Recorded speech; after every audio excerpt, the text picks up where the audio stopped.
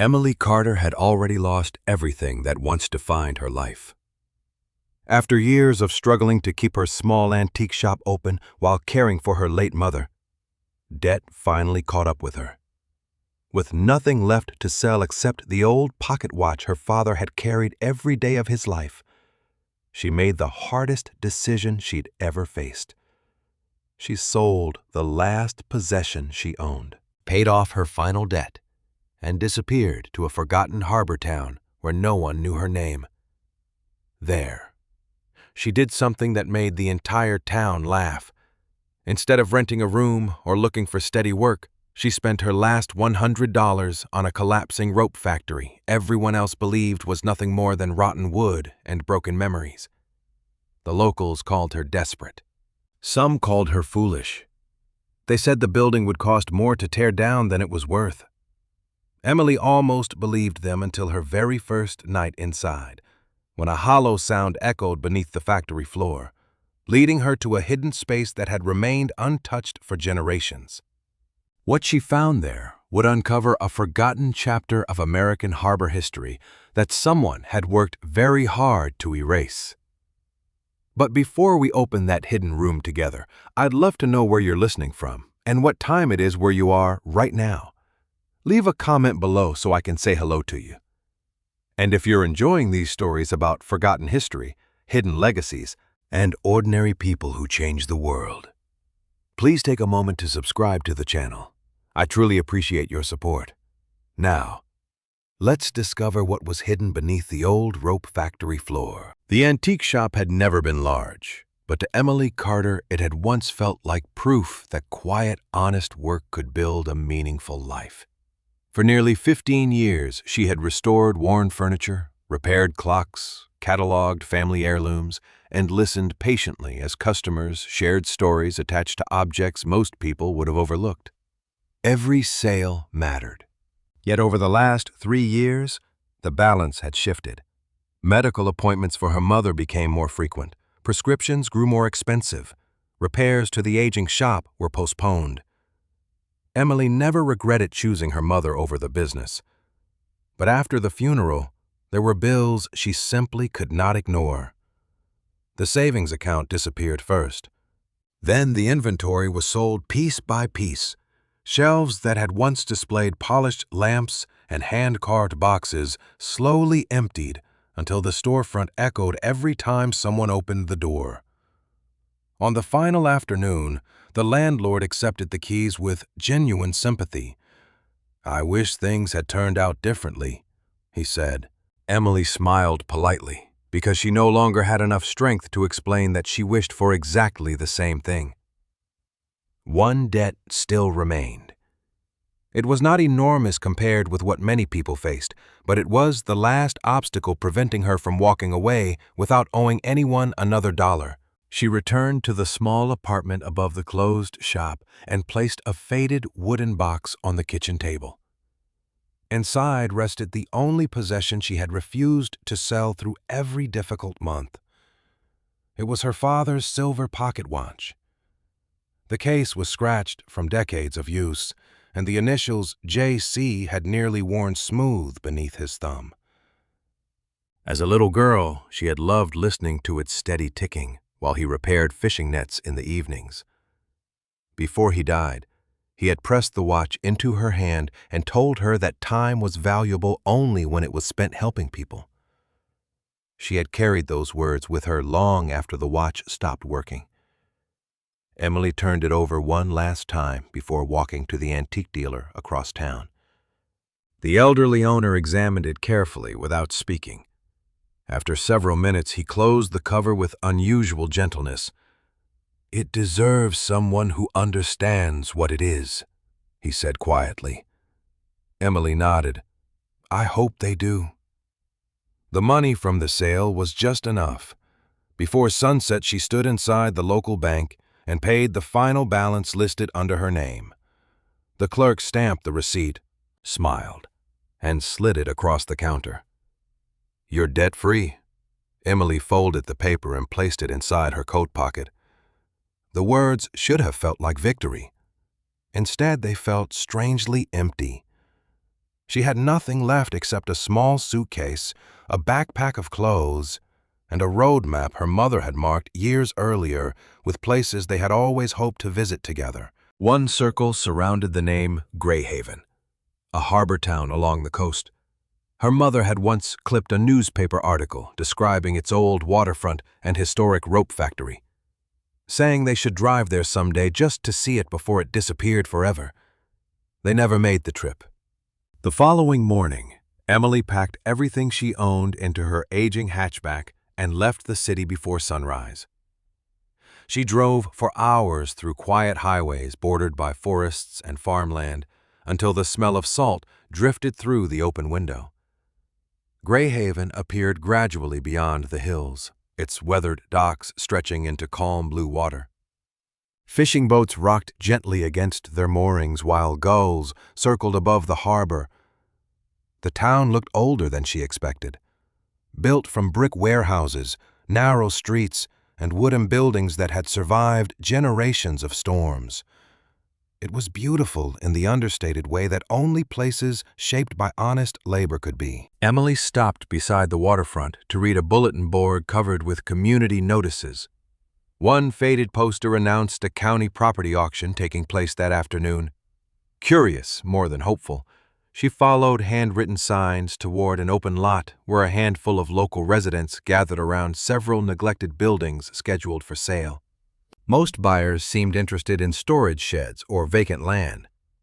Near the bottom of the list stood one final property. Former Greyhaven Rope Factory, the auctioneer announced. Several people glanced toward the waterfront where the abandoned structure stood alone at the end of an aging pier. Its tall brick chimney leaned slightly. Broken windows reflected the afternoon sun. Sections of the roof sagged with age, and weeds pushed through the warped loading platform.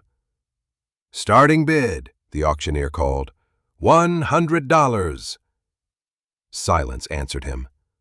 A few people laughed quietly. Someone muttered that demolition would cost 10 times as much. Another man joked that the rats probably owned it already. Emily studied the building. It looked neglected, certainly, but not beyond saving.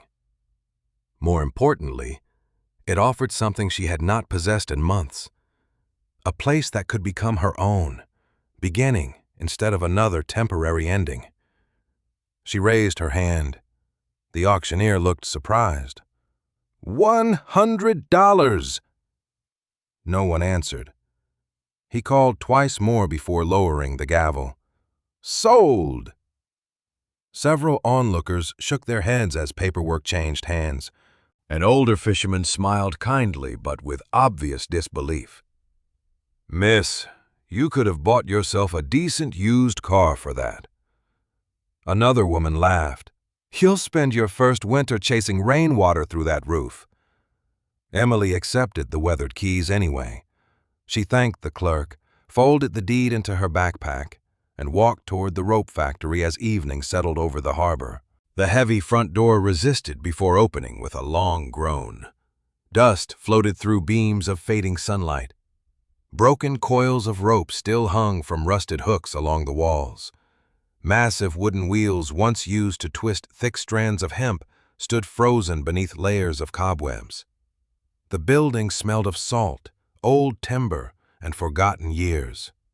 She opened cracked windows to let fresh air inside, before beginning the slow work of sweeping debris into careful piles.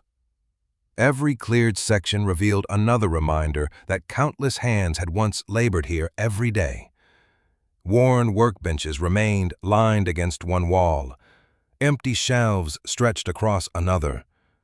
Even abandoned, the factory carried a quiet dignity that made it difficult to imagine simply tearing it down.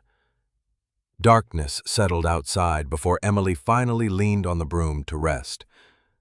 The building was still filthy, but one small corner now looked almost welcoming. She smiled for the first time in weeks. It was only a beginning, yet it belonged to her.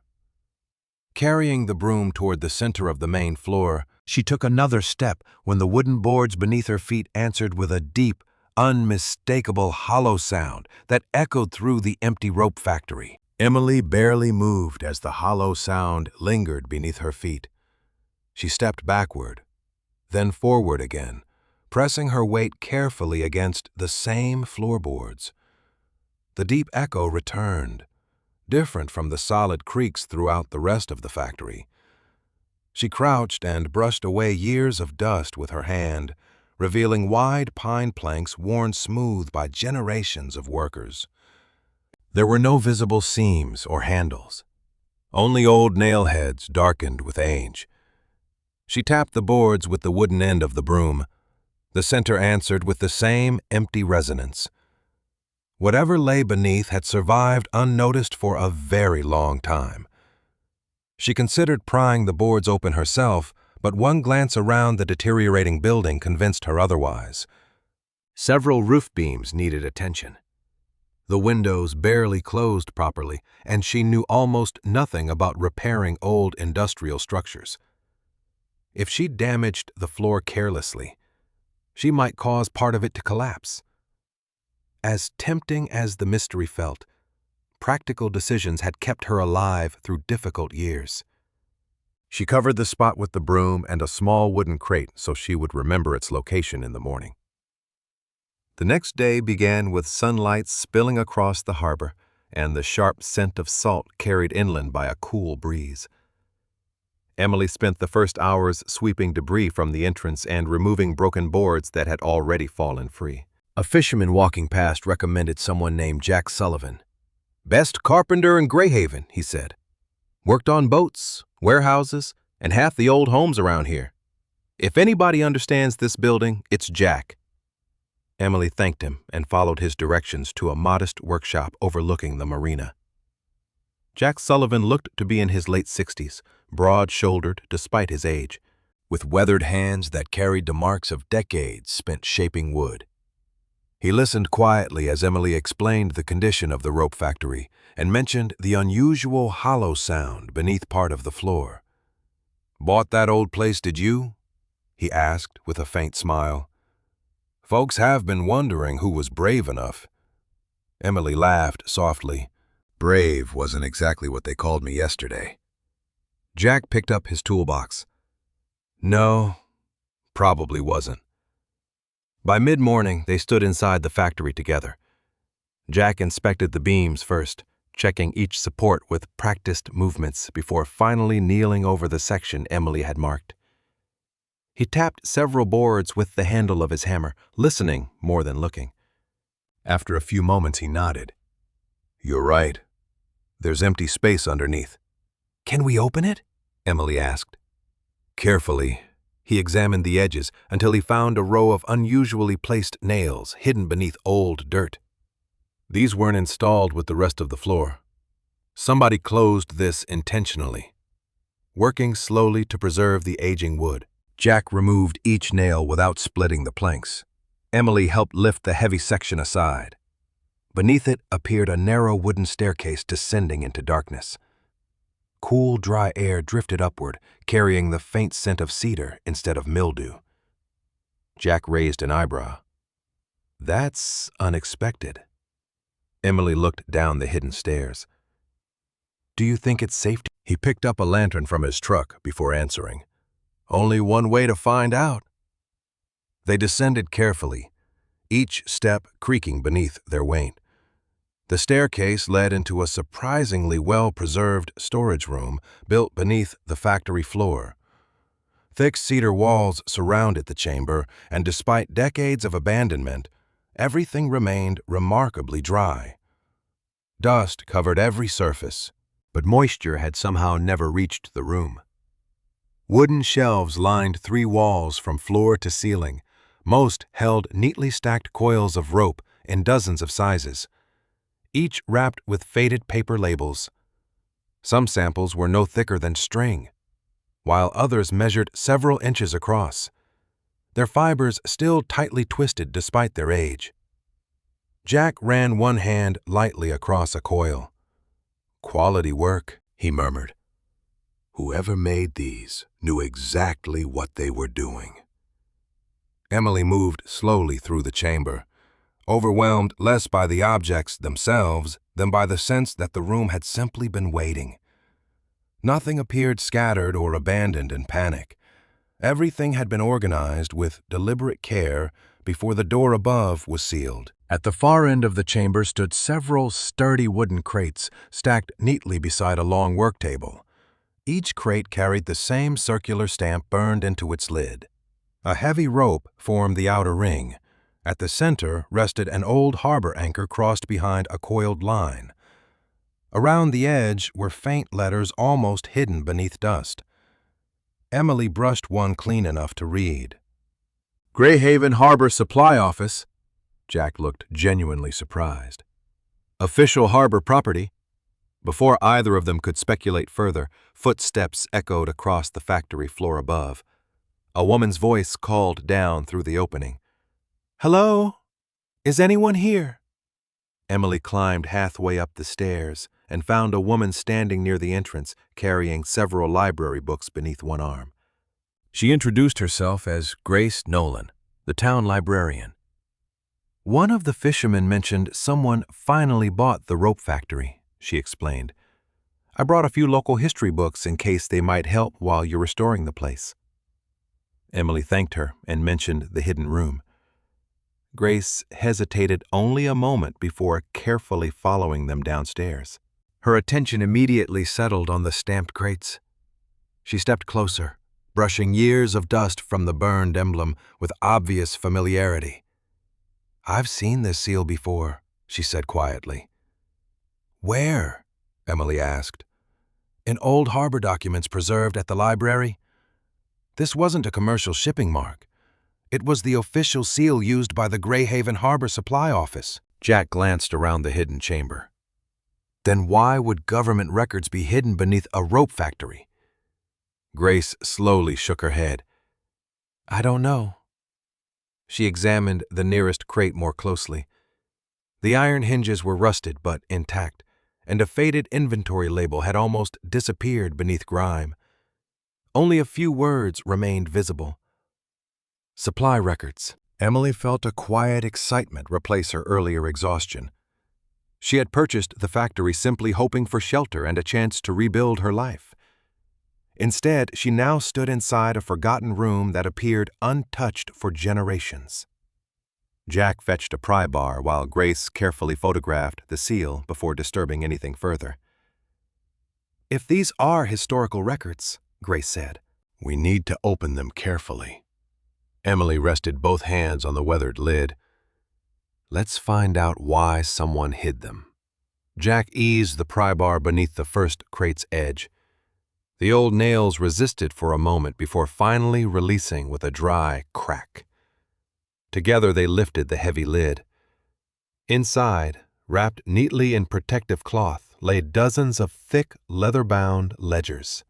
The title stamped across the first volume gleamed faintly beneath the lantern light. Greyhaven Harbor Supply Records. Emily carried the first leather-bound ledger upstairs with both hands, treating it as carefully as though it were made of glass instead of thick, worn leather. The afternoon light pouring through the factory windows made the faded gold lettering easier to read. Greyhaven Harbor Supply Records, 1919. She placed the volume on the cleanest section of an old workbench while Jack brushed away more dust from nearby surfaces. Grace removed a pair of cotton gloves from her bag before gently opening the cover. "Old paper becomes fragile," she explained. "The less oil from our hands, the better." Emily nodded, watching as the first page revealed neat columns filled with dates, shipment numbers, destinations, and signatures written in remarkably steady handwriting. The records were far more detailed than she expected. Every coil of rope leaving the factory had been measured, weighed, inspected, and assigned to a specific vessel or harbor warehouse. Notes filled the margins describing emergency replacements after storms, repairs requested by fishing captains, and special orders for merchant ships preparing for long voyages. "This wasn't just a workshop," Jack observed quietly. "This place kept the harbor running." Grace carefully turned another page. Look at the destinations. Emily leaned closer. The factory had supplied nearly every dock in Greyhaven, nearby fishing villages, lighthouse stations, ferry companies, and cargo vessels traveling along the coast. Thousands of feet of rope had passed through the building year after year. The records suggested that the factory had served as one of the harbor's most important suppliers rather than a small local business. Emily found herself imagining the busy rooms now standing silent around them, filled with workers twisting hemp fibers, loading wagons, and preparing shipments before sunrise. The abandoned building suddenly seemed much larger than the crumbling walls around her. Grace paused at a page containing a different style of handwriting. Along the bottom appeared a signature repeated several times over consecutive weeks. "Eleanor Brooks," she read aloud. Emily looked at the flowing script. Who was she? Grace slowly shook her head. "I don't know." They continued reading. Eleanor Brooks appeared again and again throughout the ledgers. Sometimes she approved outgoing shipments. Other entries showed her authorizing repairs, purchasing supplies, assigning workers, or confirming deliveries after storms damaged the docks. Her signature appeared more frequently than anyone else's. "She wasn't just an employee," Jack said. "Looks more like she was running the place," Emily agreed. Whoever Eleanor had been, she carried enormous responsibility inside the factory, yet the name meant nothing to anyone standing in the room. Grace made careful notes in a small notebook as they opened additional ledgers from different years. The pattern remained the same. Eleanor's signature appeared consistently across decades of records. Other names changed as workers retired or new supervisors arrived, but Eleanor remained a constant presence. Late in the afternoon, Grace decided to compare the names with one of the local history books she had brought from the library. She opened a chapter describing Greyhaven's commercial development during the early 20th century. The pages praised prominent shipping companies, successful merchants, and influential harbor officials. Several factory owners received lengthy biographies accompanied by photographs. Emily scanned each page while Grace searched the index. "Nothing," Grace finally murmured. "No Eleanor Brooks?" Emily asked. "Not even a mention?" Jack frowned. Maybe she wasn't considered important enough. Grace looked back at the ledgers spread across the table. Someone who approved nearly every major shipment for years. She gently tapped Eleanor's signature. "These records tell a different story." Emily turned another page. Halfway through the volume, she noticed something unusual. Several sheets had been removed cleanly. The stitching remained intact, but the pages themselves had been cut away close to the binding with careful precision. Only narrow strips remained attached inside the spine. "These didn't fall out," she said. Grace examined the cuts. "No. Someone removed them intentionally." The missing sections appeared again in another ledger, then another. Sometimes only 2 pages were gone. Other times entire groups had disappeared. Yet whoever removed them had done so carefully enough to preserve the bindings. Jack leaned against the workbench. "Wouldn't damaged paper tear differently?" Grace nodded. This was deliberate. Emily felt the mystery deepen. The ledgers had not been abandoned carelessly beneath the factory floor. They had been organized, protected from moisture, and selectively edited before being hidden. Someone had wanted future readers to see most of the records, while ensuring certain pages disappeared. As evening approached, they opened another crate from the hidden storage room. Inside rested additional harbor supply records covering later years. Emily carefully selected the final ledger in the stack. The leather cover showed heavier wear than the others, suggesting it had been handled frequently before being stored away. Near the middle of the book, another group of pages had been removed. Grace sighed softly. Again. Emily continued turning the remaining sheets until she reached one of the final entries. Her hand stopped. Across the bottom of the page appeared Eleanor Brooks's familiar signature. A thick red line had been drawn directly through her name, Not scribbled in anger, not crossed out repeatedly, just one deliberate stroke stretching neatly from one margin to the other. Every letter remained visible beneath the red ink. Jack stared at the page. That wasn't an accident. Grace examined it without touching the paper. No. Emily flipped backward through earlier entries. On several surviving pages, the same thing appeared. Eleanor's signature remained perfectly readable, yet each had been crossed through with a single red line. Other workers' names nearby had been left untouched. Why only hers? Emily asked quietly. None of them had an answer. Grace opened the local history book again and searched one final time through the index. Photographs and lists of notable citizens, Eleanor Brooks was nowhere to be found. Nor was the Greyhaven rope factory described as anything more than a small supplier that eventually closed after commercial shipping declined. Emily looked around the enormous building surrounding them. The ledgers lying open across the workbench described thousands of deliveries, countless repairs, emergency harbor operations, and years of continuous work overseen by a woman whose name had somehow vanished from the town's official history.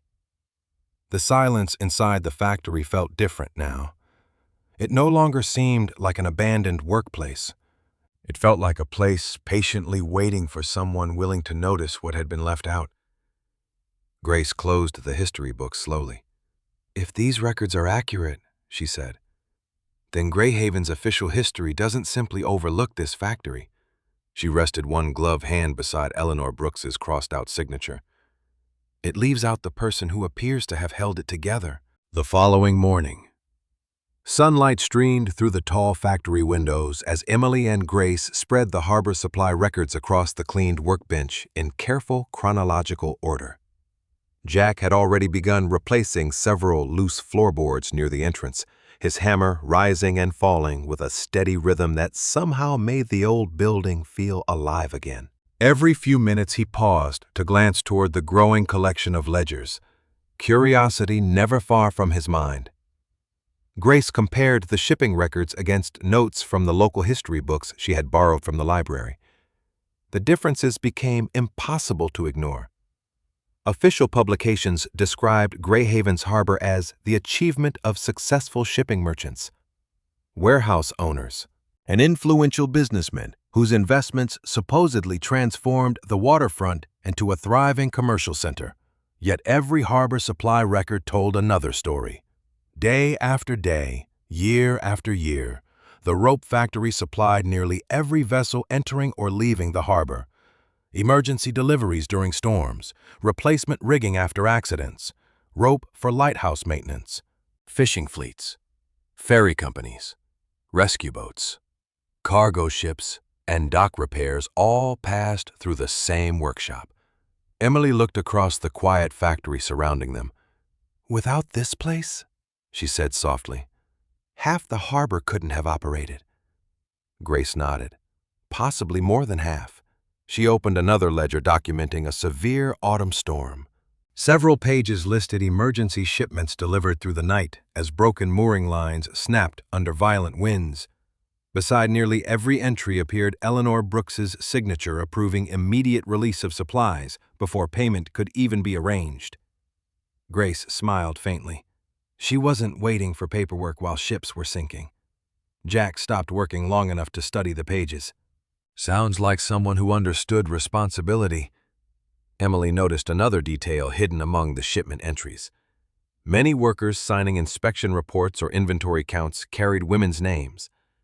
Sarah Mills, Rebecca Turner, Clara Avery, Martha Collins, Anna Doyle. The records identified them as supervisors, inspectors, inventory clerks, rope finishers, and warehouse coordinators. They were not occasional assistants filling temporary roles. They appeared throughout decades of daily operations.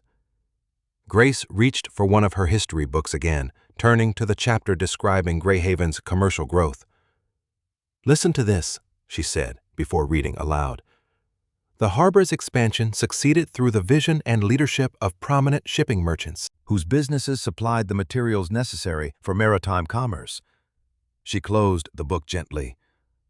Not one woman is mentioned. Emily looked back at the ledgers spread before them. But these records show women managing shipments, approving supplies, organizing inventory, even directing emergency operations. Grace nodded.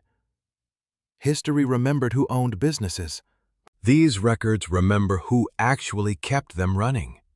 Emily thought about her own antique shop. Customers had often assumed her father had taught her the trade, although she had built the business herself after his death. More than once, suppliers had addressed invoices to a man who did not exist simply because they assumed ownership belonged to someone else.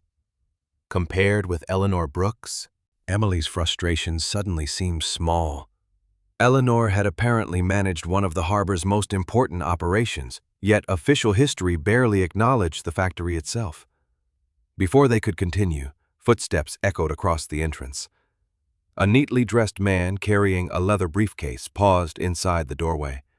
He appeared to be in his early 60s, composed and courteous, with silver hair and an expression suggesting years spent speaking at public meetings. "Good morning," he said warmly. "I'm Thomas Reed, chairman of the Greyhaven Historical Heritage Society." Grace recognized him immediately and introduced everyone. Thomas explained that word of the hidden storage room had spread quickly through town. "People become curious whenever forgotten documents appear," he said with a polite smile. Emily invited him to examine the ledgers. Thomas adjusted his glasses and spent several quiet minutes reading shipment entries, signatures, and inventory lists.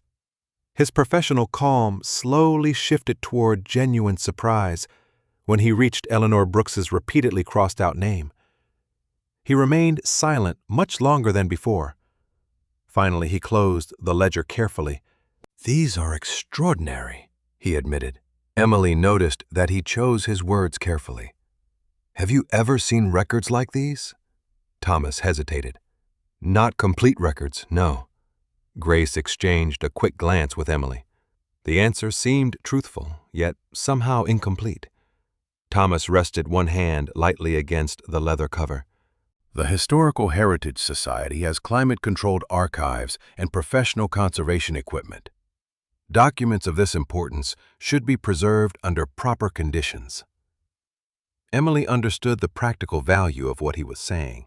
The factory still leaked during heavy rain, and she knew almost nothing about protecting century-old paper. Thomas continued gently. "If you're willing, the Society would purchase the entire collection. We could guarantee professional preservation, public exhibitions, and historical research." Emily looked around the room before answering. Only a few days earlier, she had owned almost nothing. Selling the records might solve every financial problem she faced, yet the thought unsettled her immediately. She remembered the hidden chamber sealed beneath the floor, the careful arrangement of every crate, and the pages that had been deliberately removed before the records disappeared. Whoever had hidden them had chosen this factory for a reason. Emily met Thomas's eyes. "I appreciate the offer," she said sincerely, "but I don't think I'm ready to sell them." Thomas accepted the answer with surprising grace. "I understand." There was no irritation in his voice, only quiet disappointment. "If you change your mind, my offer remains open." Jack resumed his work, while Grace carefully returned another ledger to its protective cloth. Thomas gathered his briefcase but paused before leaving. He looked once more toward Eleanor Brooks's crossed-out signature. "May I offer one piece of advice?" Emily nodded. Thomas's expression became more serious than it had been since arriving. "Be careful how deeply you dig into this collection." The room grew still. Emily searched his face for signs of hostility but found none, only concern. "Why?" she asked. Thomas chose his next words with obvious care. "Because sometimes forgotten records were forgotten intentionally, and understanding why can be far more complicated than simply discovering that they exist." He gave a courteous nod to each of them before quietly leaving the factory. None of them spoke until his footsteps faded beyond the pier. Jack finally broke the silence. Do you think he was warning us or trying to discourage us? Grace slowly closed the final history book. I'm honestly not sure. Emily looked again at the harbor supply records spread across the workbench. The missing pages, the crossed-out names, the hidden storage room, and now Thomas's careful warning all pointed toward a story that remained unfinished. She reached for the next unopened ledger, determined to continue exactly where whoever had hidden these records had hoped someone eventually would. As she lifted the heavy volume, a small, handwritten notation tucked inside the front cover caught her attention. Unlike the shipment entries, it contained only a brief archival reference written in faded ink. Archive Ledger 17. Emily turned the faded ledger toward the light once more. The handwritten notation inside the cover read only 2 words and a number. Archive Ledger 17. It was not listed in the table of contents, nor did it resemble any shipment reference or inventory code found elsewhere in the harbor supply records. Grace carefully copied the notation into her notebook before opening several additional ledgers from the hidden storage room. After nearly an hour of searching, they found the same reference written inside 3 more volumes, always in the same careful handwriting and always tucked quietly inside the front cover where few readers would notice it. It isn't part of the shipping records, Grace said thoughtfully. It looks more like an internal archive reference. Jack leaned against the workbench, wiping sawdust from his hands. Meaning these ledgers were probably connected to another collection stored somewhere else.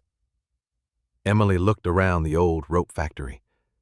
Another collection that never ended up down here. Grace nodded slowly. Or one that was separated before everything was hidden. The possibility lingered in the room. Whoever had protected the harbor supply records had apparently expected someone to recognize the archive code one day. Emily remembered Thomas Reed's warning about digging too deeply. But the more they uncovered, the less the mystery felt dangerous. Instead, it felt unfinished. The next morning, Grace suggested visiting the old harbor archives housed in a brick warehouse behind the Historical Society Museum. The building no longer received many visitors since most local records had been digitized or transferred to climate-controlled storage, but older catalog cabinets remained where they had stood for decades. Emily locked the rope factory, and the 3 of them walked together through the waterfront streets. Fishermen unloaded the morning catch while shopkeepers arranged displays outside their storefronts. Several residents greeted Jack by name, and more than one person smiled curiously at Emily, already recognizing the woman who had purchased the abandoned rope factory. The harbor archives occupied a quiet corner of the museum property. Inside, long wooden tables stretched beneath tall windows, while rows of aging catalog cabinets lined one wall. The building smelled faintly of old paper, polished oak, and salt carried inland from the docks. Grace greeted the volunteer archivist, who happily allowed her access to the public finding catalogs. Emily noticed Thomas Reed working quietly in another office, but chose not to interrupt him. He acknowledged them with a polite nod before returning to his paperwork. Grace began searching through handwritten archive indexes arranged alphabetically and numerically. Emily assisted by checking shelf labels, while Jack patiently carried several heavy record books to a nearby table. After nearly an hour, Grace stopped turning pages. Here, she pointed to a faded entry, barely visible beneath yellowed paper. Harbor Supply Office, Archive Ledger 17. Beside it appeared a storage location written decades earlier. Basement Cabinet 17. Emily felt the same quiet excitement she had experienced beneath the factory floor. Together they followed the archive map to a narrow stairway leading into the basement. The lower storage room was orderly but rarely visited. Metal cabinets stood in neat rows, each marked with painted numbers that had begun to fade with time. Cabinet 17 rested against the far wall beneath a small window overlooking the harbor. Grace unlocked it using a key provided by the archivist. Several shelves held ordinary shipping manifests and tax records arranged inside labeled folders. At first, nothing seemed unusual. Emily carefully compared each file against the archive index. Every listed document appeared present except one. Archive Ledger 17, she said quietly. It's missing. Grace searched again to be certain. The catalog clearly identified a bound ledger that should have occupied the center shelf, but only an empty space remained between two unrelated files. Jack examined the cabinet more closely. This shelf looks newer. Emily noticed what he meant. The back panel did not quite match the surrounding wood. Tiny differences in color suggested it had once been removed and replaced. Jack pressed gently along one edge until something shifted beneath his fingers. A concealed catch released with a soft click. The thin wooden panel swung inward, revealing a shallow compartment hidden behind the cabinet. None of them spoke for several seconds.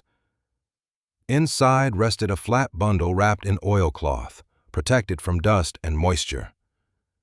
Emily carefully lifted it onto the table. The package contained no missing ledger. Instead, several folded financial records lay stacked beside a single sealed envelope. Grace unfolded the first documents. They were accounting sheets from the Harbor Supply Office listing payments to the Greyhaven Rope Factory across many years. The figures confirmed what the shipping ledgers had suggested from the beginning. The factory had handled an extraordinary volume of essential harbor work.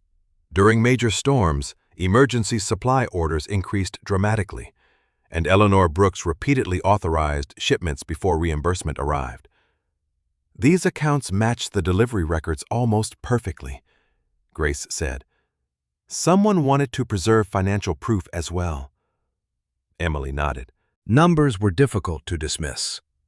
The accounting sheets quietly confirmed that the rope factory had played a central role in keeping Greyhaven operating through both ordinary seasons and dangerous emergencies. Beneath the final accounting sheet rested the sealed envelope. Thick, cream-colored paper had yellowed with age, but the wax seal remained remarkably intact. Across the front, written in elegant script, appeared 6 simple words: "For Eleanor Brooks only." Emily stared at the handwriting without touching the seal. It felt strangely personal after days spent reading signatures, shipment logs, and financial columns. This was different. Someone had written directly to Eleanor rather than recording another business transaction. Grace studied the envelope carefully. The seal hasn't been broken. Jack folded the oilcloth neatly beside it. Then nobody has read it since it was hidden. Emily held the letter gently in both hands. Whoever concealed the Harbor Supply records had also hidden this private message inside a secret compartment behind an archive cabinet identified only by a nearly forgotten reference number. The missing ledger remained unexplained, but this letter had clearly been preserved with equal care. Grace looked toward Emily. "It's addressed to Eleanor," she said softly. "But she's been gone for generations." Emily traced the faded ink with her eyes one last time before sliding a small letter opener beneath the untouched wax seal and carefully beginning to lift it. Emily carefully lifted the broken wax seal and unfolded the letter resting inside the envelope. The paper was thicker than ordinary stationery, its edges yellowed but still remarkably well preserved. Grace leaned closer while Jack quietly pulled another chair beside the table. The handwriting matched the elegant script they had already seen in the Harbor Supply records beside Eleanor Brooks's signature. Emily began reading aloud. "Eleanor," the letter opened. "If you are holding this, then I have succeeded in placing these records where hurried hands will not find them." She paused briefly before continuing. "There will come a time when questions are asked about why the Harbor Supply Office no longer keeps complete accounts. When that day arrives, remember that truth hidden for protection is not the same as truth destroyed." Grace looked up from her notebook. She knew the records would disappear. Emily nodded and continued reading. The letter explained that after years of serving the harbor, disagreements had grown between powerful commercial interests and the families whose daily labor kept Greyhaven operating. Property claims, ownership disputes, and financial uncertainty had followed the difficult years after the war. Several influential businesses sought legal control over equipment, workshops, and waterfront contracts. If the harbor supply records remained publicly available during those disputes, many working families could lose more than recognition. They might lose the livelihoods that kept food on their tables. Eleanor described long evenings spent reviewing shipment ledgers and payment records before reaching a painful conclusion. "I have chosen," she wrote, "to remove these records from ordinary keeping until a kinder generation has no reason to weaponize them against the people who earned their bread through honest work." Emily lowered the letter for a moment. She wasn't hiding history to protect herself. Grace quietly shook her head. She was protecting everyone who depended on the factory. Jack rested both hands on the table. "That explains why the storage room was sealed so carefully." Emily resumed reading. Eleanor admitted that she personally supervised moving the harbor supply records beneath the rope factory after arranging the hidden storage room. She also instructed that selected pages be removed from the public ledgers before they were archived. Those missing pages contained names connected to sensitive ownership agreements and emergency labor arrangements that might have exposed families during the legal conflicts.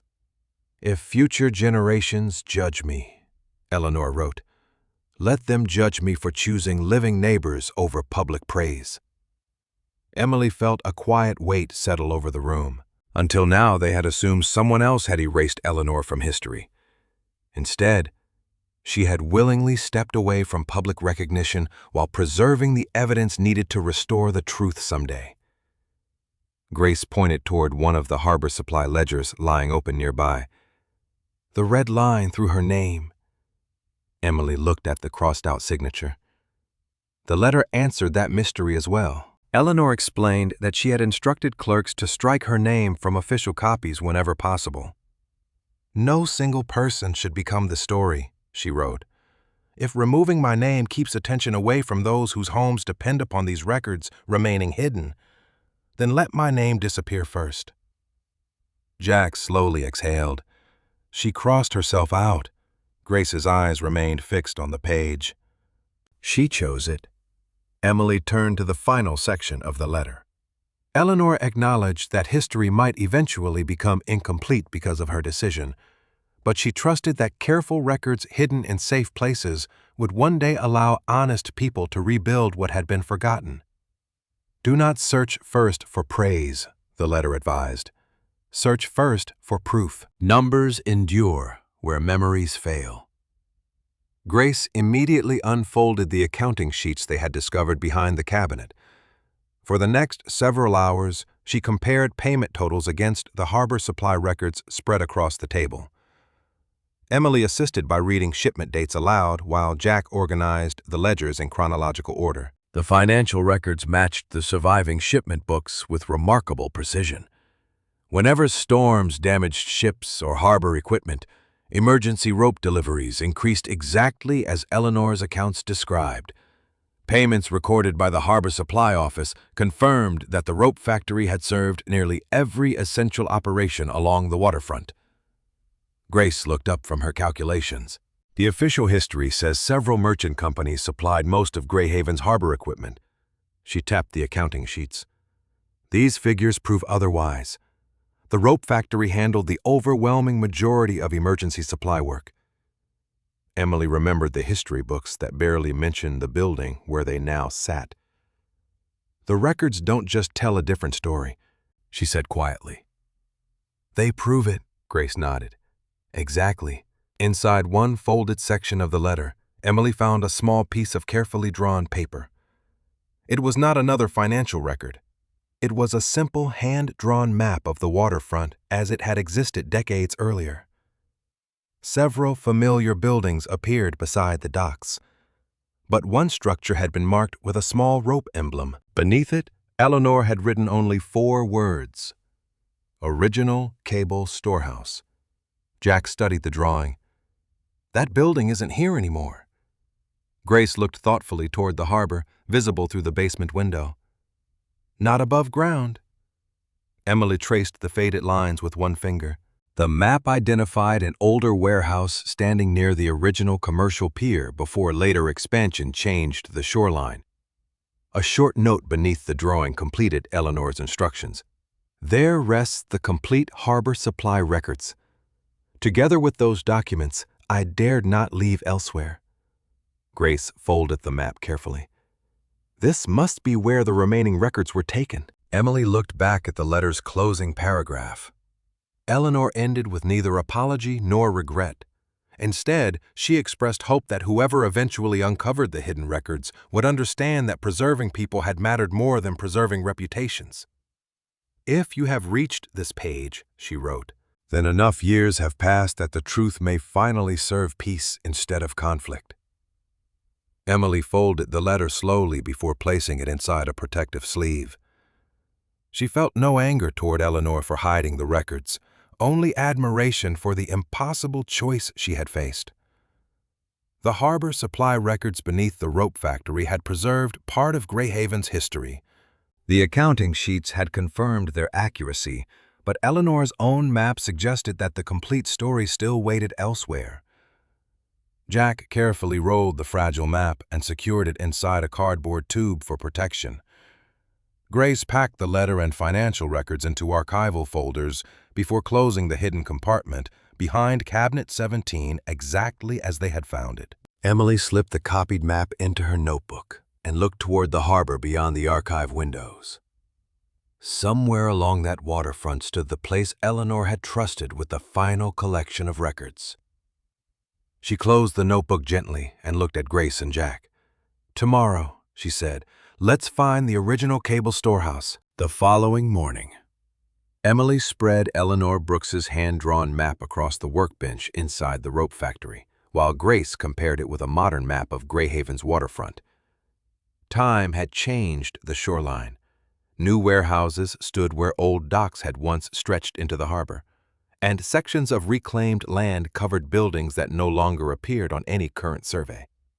Even so, several landmarks remained unchanged. The old lighthouse still stood at the mouth of the harbor. The stone customs house remained beside the main pier.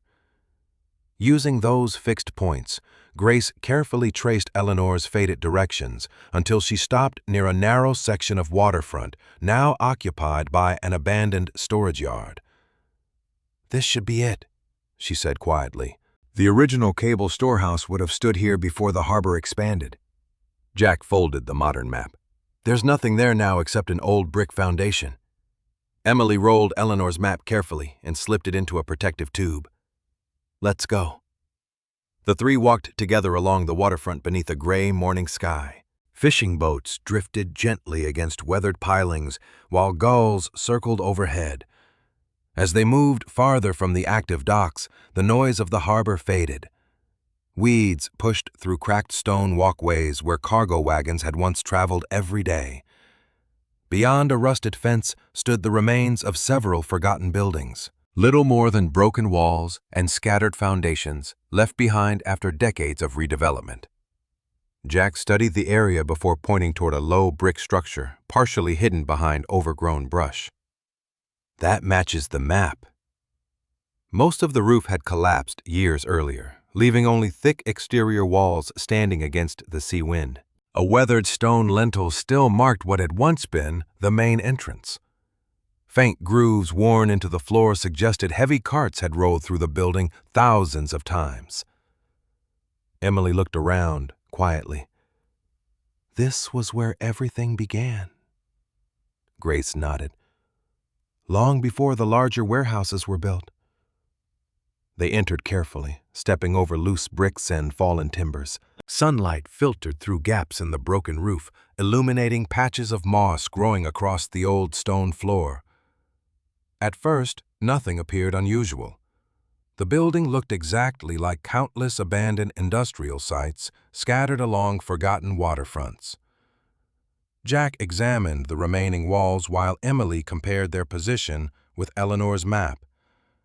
One corner did not seem to match the drawing. The map showed additional storage space extending beyond the visible foundation. Jack tapped several sections of the stone floor with the handle of a heavy flashlight. Most answered with a solid sound. Near the rear wall, however, one section produced a noticeably hollow echo. Emily looked toward him immediately. "The same sound," Jack smiled faintly. "You've developed a good ear for hidden spaces." Together they cleared away loose debris until a rusted iron ring became visible between two worn stone slabs. Time had nearly buried it beneath dirt and broken mortar. Jack gripped the ring firmly while Emily helped lift. The stone cover resisted before slowly rising, revealing a narrow stairway descending beneath the old storehouse.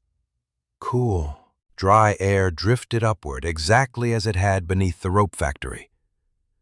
Grace looked down the staircase. Someone protected this place, too. Carrying lanterns, they descended carefully into a surprisingly intact underground chamber. Unlike the storage room beneath the rope factory, this space had been built almost entirely from stone. Thick wooden shelves lined the walls, and several iron cabinets remained locked despite decades of abandonment. Dust covered every surface, but moisture had never reached the room. Eleanor's careful planning had preserved another archive. Jack inspected one of the cabinets. The lock had rusted beyond repair, but the metal itself remained sound. After several careful minutes, he managed to release the latch without damaging the door. Inside rested dozens of bound volumes arranged in perfect order. Emily lifted the first book from the shelf. The title embossed across the leather cover immediately caught her attention. Master Harbor Employment Register. Grace opened the volume slowly. Every page listed workers connected with the rope factory: harbor supply office, dock maintenance crews, lighthouse operations, and emergency repair teams. Unlike the harbor supply records, these registers recorded people rather than shipments. Names, occupations, years of service, family contacts, and training responsibilities filled every page. Eleanor Brooks appeared repeatedly, identified not merely as a supervisor, but as General Operations Manager for the Greyhaven Rope Factory and Harbor Supply Coordination. Emily smiled quietly. Now we know exactly what she did. Grace turned more pages. Hundreds of names followed, many belonging to women whose contributions had never appeared in the town's published history. Rope makers, inspectors, warehouse managers, equipment coordinators, bookkeepers, dock supervisors, instructors responsible for training apprentices. The records documented an entire workforce whose daily labor had sustained Greyhaven's harbor. Nearby cabinets contained additional ledgers recording rope production, equipment inventories, emergency supply schedules, maintenance reports, and harbor deliveries extending across decades. Every document strengthened the same conclusion. The rope factory had served as the logistical heart of the harbor, coordinating supplies that allowed fishing fleets, merchant vessels, rescue crews, and lighthouse stations to continue operating through storms and ordinary seasons alike. Grace unfolded one production ledger across a stone table. The official exhibits described the merchants as organizing harbor logistics. She pointed toward Eleanor's records. These ledgers show the coordination happened here. Emily nodded slowly. And much of it was directed by women. They continued cataloging the documents until Grace discovered a large portfolio tied with faded ribbon. Inside rested several oversized papers prepared for an early historical exhibition held decades after the rope factory closed. The first document listed proposed display labels recognizing the women who managed production and harbor supply operations. Eleanor Brooks's name appeared prominently alongside many others. Emily looked at Grace. Someone intended to tell the full story. Grace carefully lifted the second document. It was another version of the same exhibition catalog. This time, the changes were unmistakable. The women had disappeared. Leadership roles had been reassigned to shipping merchants. References to the rope factory's central operations had been reduced to brief footnotes. The transformation mirrored exactly what appeared in the modern history books. Attached to the revised catalog rested a single approval sheet signed by members of the Historical Exhibition Committee many years earlier. Near the bottom, one signature stood apart. Thomas Reed was not listed. Instead, another name appeared: William Reed. Grace looked toward Emily. Thomas's father. Emily read the approval statement carefully. It authorized publication of the revised exhibition catalog, replacing the earlier draft prepared from the original records. The handwriting was unmistakably official, but nothing about it suggested anger or malice. It was simply an administrative decision that had gradually become accepted history. Jack remained silent for several moments before speaking.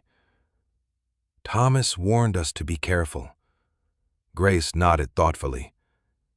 He must have known his family was connected somehow. Emily carefully placed both exhibition catalogs side by side. One preserved the truth documented by Eleanor Brooks and the workers who kept the harbor alive. The other reflected the version repeated for generations. She remembered Thomas's expression when he first examined Eleanor's crossed-out signature.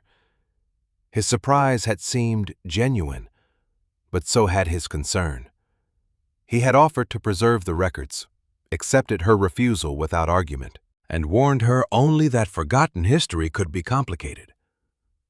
Emily looked once more at William Reed's signature before closing the portfolio.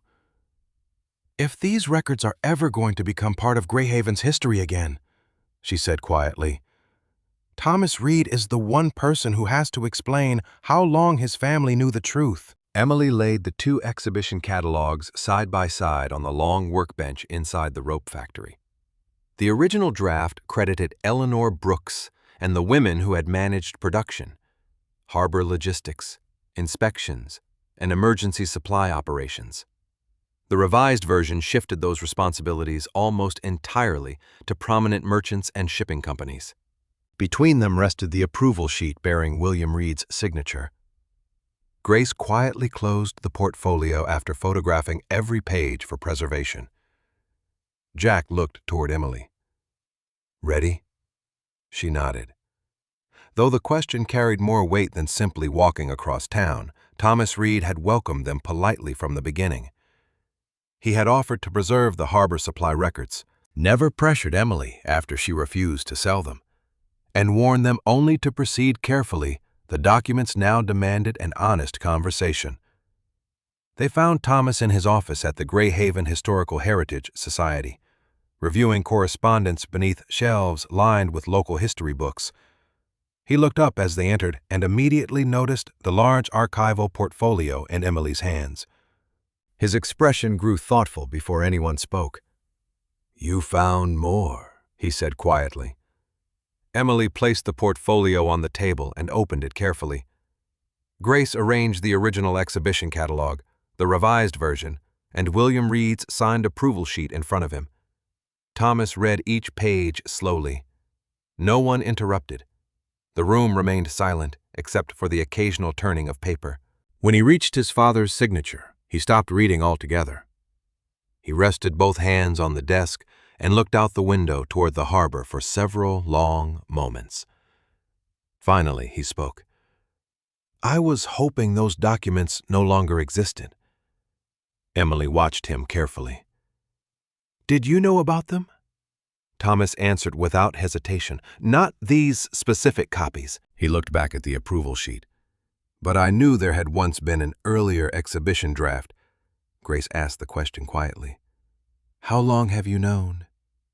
Thomas leaned back in his chair, the years suddenly more visible across his face.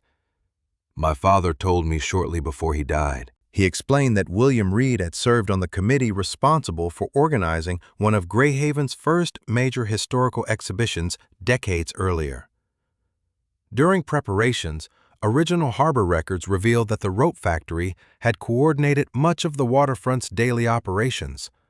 and that women had held many of its most important leadership positions. The committee debated how prominently those discoveries should appear. Some members believed the exhibition should present the records exactly as written. Others argued that changing the familiar public story would create unnecessary controversy among families whose ancestors had long been recognized as the builders of Greyhaven's commercial success. Emily listened without interrupting. Thomas continued quietly. My father told me the committee convinced themselves they were simplifying history, not rewriting it. Grace gently touched the original catalog. But they removed the women. Thomas nodded. Yes. He did not attempt to excuse the decision. My father admitted they believed visitors wanted an easy story with a few recognizable names. They thought complicated records about supply coordination, workshop management, and shared responsibility would confuse people. Jack folded his arms. So they replaced the truth with something simpler. Thomas lowered his eyes. That's exactly what they did. Emily studied him carefully. When your father told you, what did you do? Thomas gave a tired smile that held no pride. Nothing. The single word settled heavily over the room. I had just begun volunteering with the Historical Heritage Society. I told myself I would look for the original documents someday. Then years passed. I became chairman. Budgets, exhibits, fundraising, maintenance. There was always another responsibility that seemed more urgent. Grace asked softly. Did you ever search? Once, Thomas nodded. I found references to missing harbor supply records, but never discovered where Eleanor Brooks had hidden them. Eventually, I convinced myself they were probably destroyed. Emily looked toward the window overlooking the harbor. She understood how easy it could become to postpone difficult decisions until they quietly became permanent. She had once postponed repairs to her antique shop because caring for her mother always came first. Those delays had cost her business, though she had never regretted the choice. Thomas's silence had come from different circumstances, yet both knew how time could quietly reshape a life. Emily turned back toward him. You warned us not to dig too deeply. Thomas met her eyes. Because I suspected my family's name might appear somewhere in whatever you found. I didn't know how. I only knew enough to fear the answer. Emily slid Eleanor Brooks's letter across the desk. Read this. Thomas carefully unfolded the preserved copy. As he read Eleanor's explanation of hiding the records to protect working families during property disputes, his expression softened. When he reached the section describing her decision to cross out her own name rather than endanger others, he closed his eyes briefly before finishing the final page. She sacrificed recognition willingly, he murmured. Grace nodded. Not because she believed she deserved less credit, but because she believed other people needed protection more. Thomas placed the letter beside the revised exhibition catalog. My father feared conflict. Eleanor accepted sacrifice. Those are not the same thing. Emily remained silent, allowing him space to continue. After several moments, Thomas straightened the papers into neat piles. The Historical Heritage Society should help correct this. Jack smiled faintly. Does that mean what I think it means? Thomas looked directly at Emily. If you're willing. I want us to prepare a public exhibition using the original harbor supply records, the employment registers, the financial accounts, Eleanor's letter, and both exhibition catalogs. People deserve to see not only the truth, but also how the truth became hidden. Emily felt relief more than triumph. She had never wanted an argument with the town or its historical society. She only wanted the records to speak honestly. We'll do it together, she said. During the following week, the rope factory slowly transformed from an abandoned building into a working exhibition space. Jack repaired damaged flooring and reinforced weakened beams so visitors could move safely through the main room. Grace organized the recovered records chronologically. preparing careful descriptions explaining the harbor supply office, the rope factory's role, Eleanor Brooks's leadership, and the women whose names filled the employment registers. Thomas arranged protective display cases from the Historical Society and secured conservation materials for the fragile documents. Emily cleaned every window, restored old work tables to serve as exhibit stands, and carefully positioned the harbor supply records exactly where visitors could follow the story from beginning to end. News spread quickly throughout Greyhaven. Some residents visited the factory carrying family photographs, old letters, rope-making tools, and faded employment certificates inherited from grandparents. Several recognized names appearing in the employment registers and quietly donated copies of personal records to help complete the exhibition. Others reacted differently. A few descendants of prominent merchant families argued that changing long-accepted history would unfairly damage reputations built over generations. One local businessman insisted the exhibition focused too heavily on forgotten paperwork instead of the harbor's commercial success.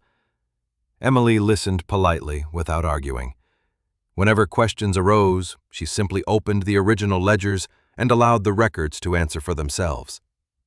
Thomas attended every planning meeting, despite knowing criticism would likely reach him as well. He never asked Emily to remove William Reed's approval sheet or soften the explanation describing the revised exhibition catalog.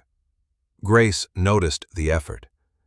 "You're not trying to protect your family anymore," she said one evening. Thomas looked toward his father's signature displayed beneath glass. "No," he answered quietly. "I'm trying to honor the people my family failed to recognize." As the final display cases were arranged and Eleanor Brooks's letter placed beside the harbor supply records, Emily stepped outside the rope factory just before sunset across the street. Small groups of townspeople had already begun gathering, talking quietly while studying the banner hanging above the entrance. Some faces reflected curiosity. Others carried doubt. A few smiled with quiet anticipation. Tomorrow, the doors would open, and Greyhaven would decide how it wished to remember its own past. The doors of the Greyhaven rope factory opened just as the harbor clock struck 10. Morning sunlight poured through the restored windows, illuminating the exhibition that Emily, Jack, Grace, and Thomas had spent days preparing. Visitors stepped inside slowly, their conversations fading into quiet curiosity as they entered the building that many of them had passed for years without ever considering what had once happened inside its walls. Emily welcomed each person with a simple smile, while Grace stood beside the first display, explaining how the harbor supply records had been discovered beneath the factory floor. Jack remained near the entrance, making sure everyone could move safely through the restored building. Thomas greeted visitors not as chairman of the Historical Heritage Society, but simply as another resident, prepared to learn from the past. The exhibition began with the original harbor supply records arranged in chronological order. Beside them rested photographs of the hidden storage room, copies of Eleanor Brooks's letter, and carefully labeled maps showing how the rope factory had connected nearly every part of Greyhaven's harbor. Visitors lingered over the ledgers far longer than Emily expected. Many searched immediately for familiar family names. Others quietly compared old memories with the documents spread before them. An elderly fisherman suddenly called his younger brother across the room. Together they stared at one page listing emergency rope deliveries during a violent storm decades earlier. Their grandfather's name appeared among the dock crews who had worked through the night securing damaged vessels. "He always told us he was only a laborer," the older man whispered. Grace smiled gently. "According to these records, he supervised emergency mooring operations." The brothers looked at each other with quiet amazement. Nearby, a young woman traced her finger along the employment register until she stopped beside the name Martha Collins. Tears filled her eyes. "She was my great-grandmother," she said softly. "Our family always believed she only repaired fishing nets at home." Emily opened the matching harbor supply record and found Martha's signature approving finished rope inspections over many years. "She did much more than that," Emily replied. Similar discoveries spread throughout the exhibition. Families found ancestors listed as rope inspectors, warehouse clerks, supply coordinators, instructors, dock supervisors, and inventory managers. Names forgotten by official history returned one after another through Eleanor's careful records. Conversations grew warmer as visitors compared stories passed down through generations with the documents preserved beneath the factory floor. Children gathered around old rope-making tools while Jack demonstrated how thick harbor lines had been twisted by hand using restored equipment. Grace explained how emergency shipments kept lighthouse stations supplied during dangerous weather, and how Eleanor Brooks coordinated deliveries whenever storms threatened the waterfront.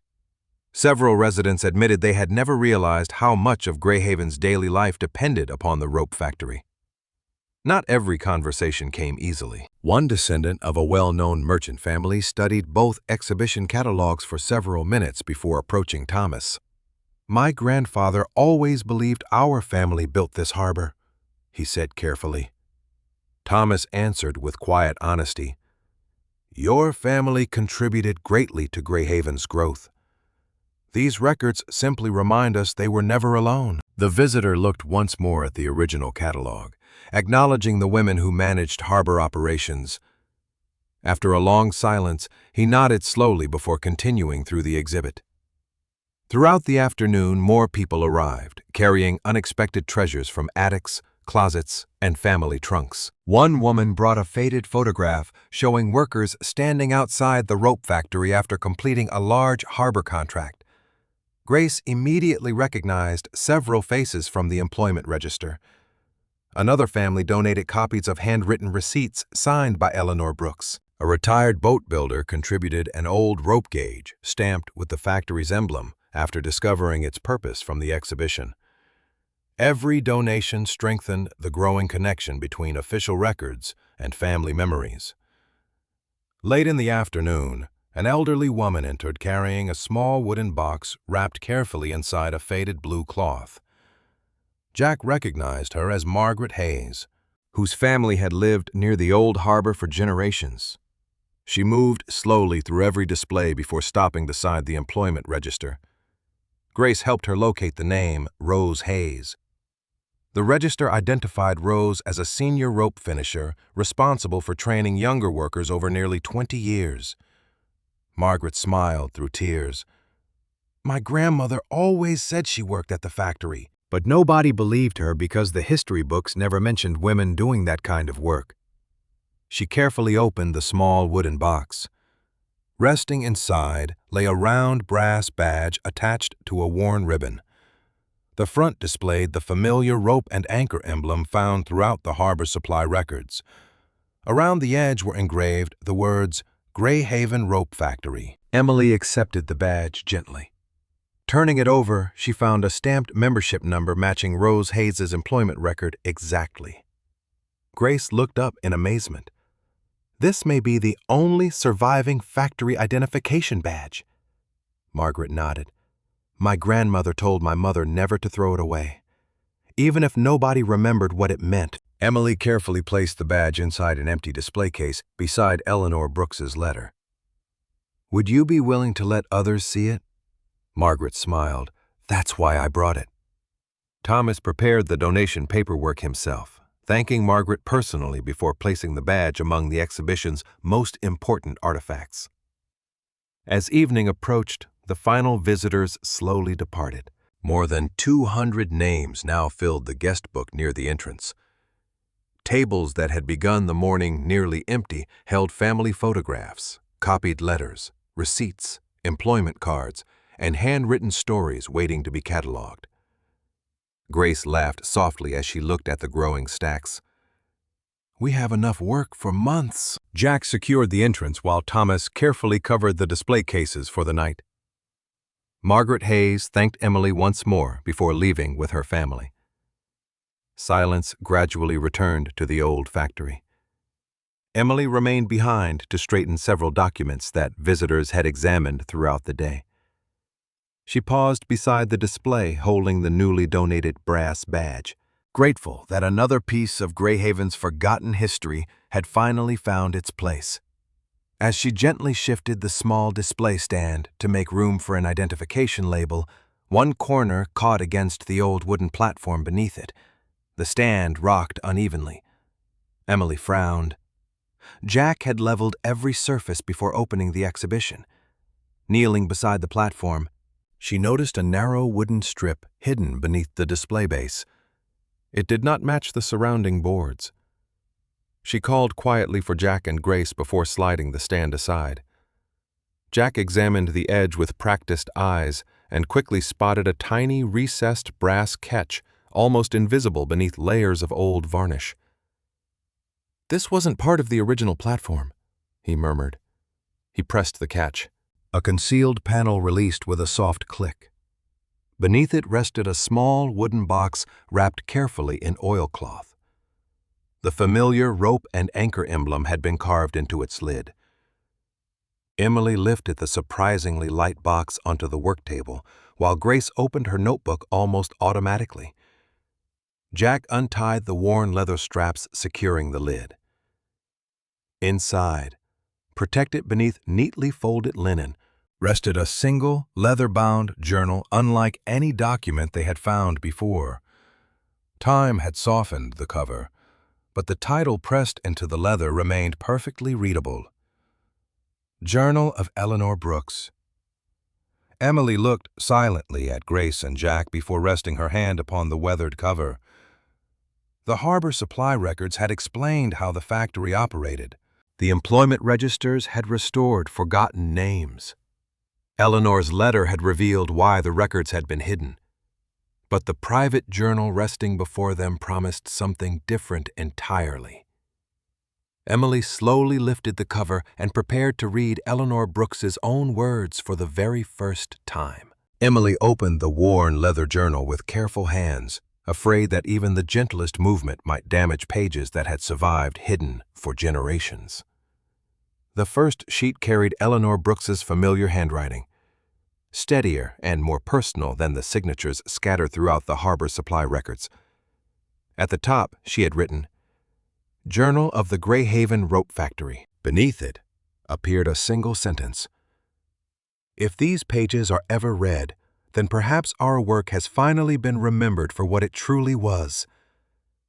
Emily began reading aloud while Grace, Jack, and Thomas listened in complete silence. Unlike the shipping ledgers or employment registers, the journal did not begin with inventories or deliveries.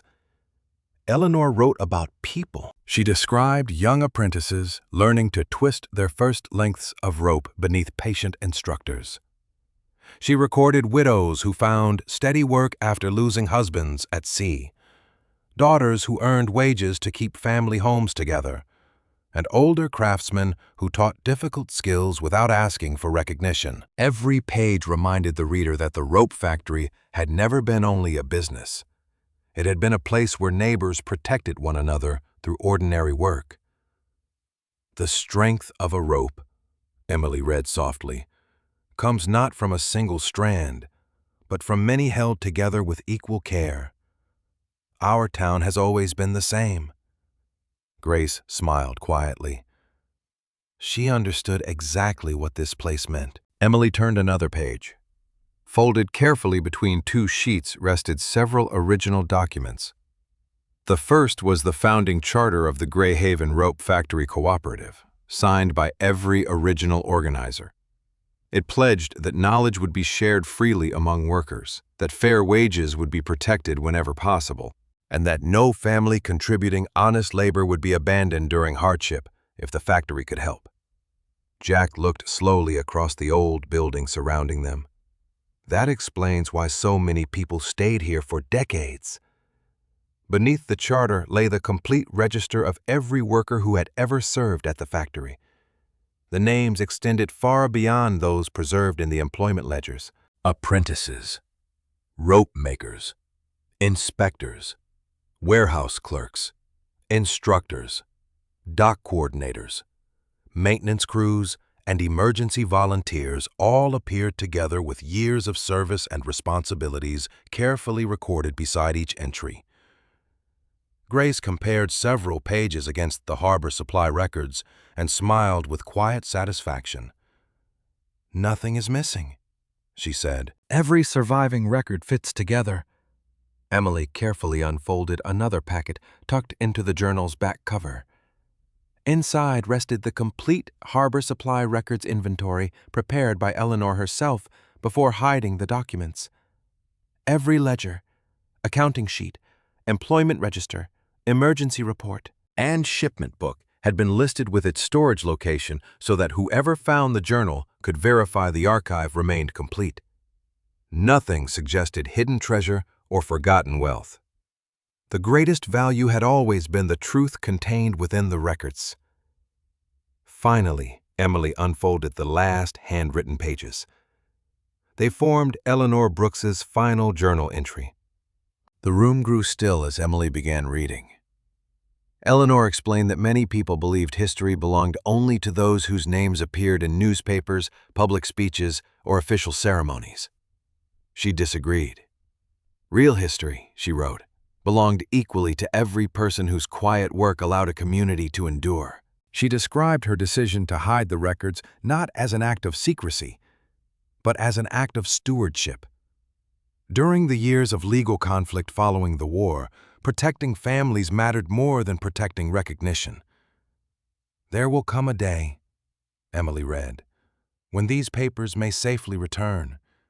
If that day arrives, let no one remember me as a hero. Remember instead the women and men who rose before daylight, tied worn hands around rough hemp, repaired broken harbor lines during storms, taught frightened apprentices, shared wages with hungry neighbors, and returned each evening knowing they had strengthened lives they would never fully see. They built Greyhaven together. My name is only one among many." Emily paused before reading the final paragraph. "If this journal reaches kind hands, let the rope factory become more than a museum. Let it remain a workshop where skills continue to be shared freely, where children discover that ordinary labor carries extraordinary dignity, and where every visitor leaves knowing that communities are held together by countless unnoticed acts of faithfulness. That will be legacy enough." When Emily lowered the final page, no one spoke immediately. The quiet inside the factory felt peaceful rather than heavy. Thomas walked slowly toward the exhibition displaying William Reed's signed approval sheet. He stood there for several moments before turning toward Emily, Grace, Jack, and the volunteers who had remained to help organize the collection. "I owe you all something more important than thanks," he said. His voice remained calm, though emotion showed clearly across his face. "On behalf of my family, and on behalf of the Greyhaven Historical Heritage Society, I offer my sincere apology to every worker whose contribution disappeared from our official history. My father believed he was protecting a simple story. I continued that silence because correcting it seemed difficult. Eleanor Brooks chose sacrifice to protect families. We chose comfort. Those choices are not the same, and history deserves better from us." Emily looked at him quietly before answering. "Then let's make sure it never happens again." Thomas nodded. "We will." During the months that followed, Greyhaven embraced the records with far greater openness than anyone had expected. The Historical Heritage Society officially replaced every outdated exhibit with displays built from the original harbor supply records. Employment registers, financial accounts, Eleanor's letters, and her journal. School classes visited the rope factory to learn how the harbor truly functioned and how ordinary workers shaped the town's future. Researchers from neighboring communities arrived to study the carefully preserved archive, while families continued donating photographs, tools, receipts, and personal stories that expanded the growing collection. Thomas insisted that William Reed's signed approval sheet remain displayed beside the corrected exhibition, not to shame his father, but to remind future generations how easily history could be simplified when inconvenient voices were ignored.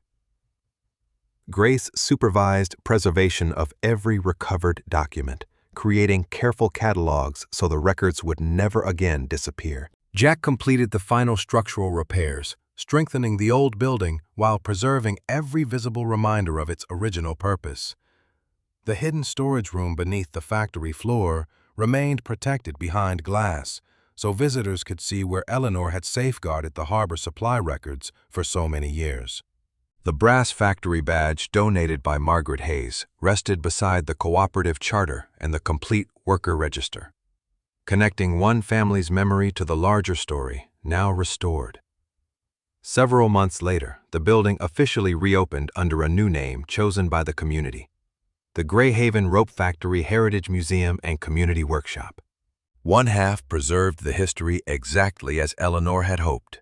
The other echoed each week with the sound of rope-making demonstrations, woodworking classes, and volunteers teaching traditional harbor skills to children and newcomers alike. Emily often stood quietly near the windows, watching neighbors who had once disagreed, now helping one another learn techniques nearly forgotten. No one asked whether another person deserved to belong. They simply shared what they knew. One evening after the last visitors departed, Emily walked slowly through the peaceful workshop.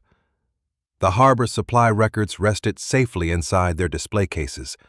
Eleanor's journal lay nearby, open to the first page visitors always stopped to read. Jack joined her beside one of the restored rope-making machines. "Do you ever think about the pocket watch?" he asked gently. Emily smiled. Selling her father's watch had once felt like losing the final piece of her past. Now she understood something her father had known all along. Objects could be precious, but what truly endured was the good they inspired people to do. She looked around the factory that had become her home.